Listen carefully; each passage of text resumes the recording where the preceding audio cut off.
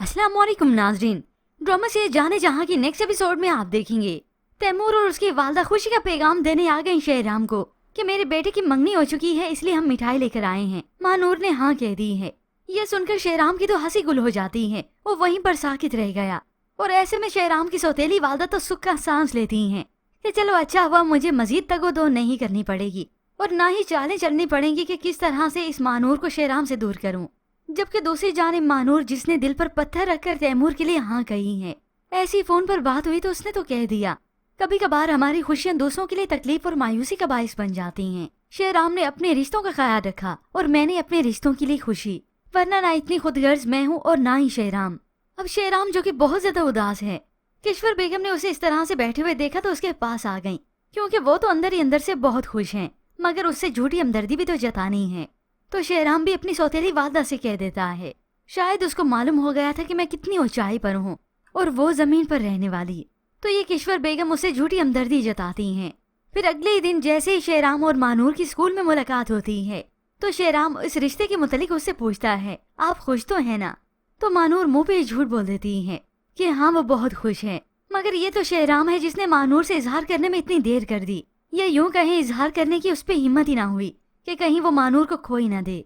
मगर शहराम जो कि मानूर की खुशी में ही खुश हो जाता है। खुश रहना हक है आपका, नई जिंदगी की शुरुआत करने जा रही हैं।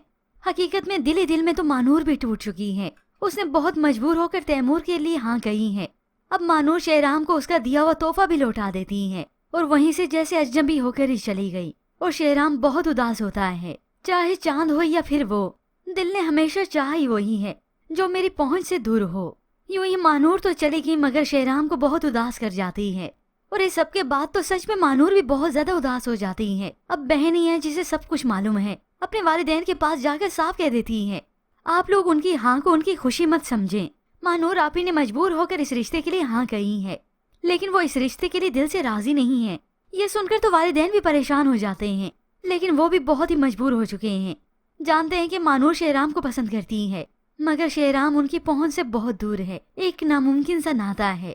जबकि दूसरी जानिब जैसे इस कबीर को मालूम हुआ कि मानूर का तो रिश्ता पक्का हो गया, उसके बदले की आग तो फिर से भड़कने लगती है। इतनी आसानी से मैं उसे नई जिंदगी शुरू करने का मौका दूंगा नहीं। और फिर देखते ही देखते वो अब मानूर के रिश्ते की रुकावट बनेगा, उस पर बोहतान लगाएगा, उसका रास्ता रोकेगा और उसे तंग भी करेगा, ताकि तैमूर इस रिश्ते से ही इनकार कर दे, पीछे हट जाए।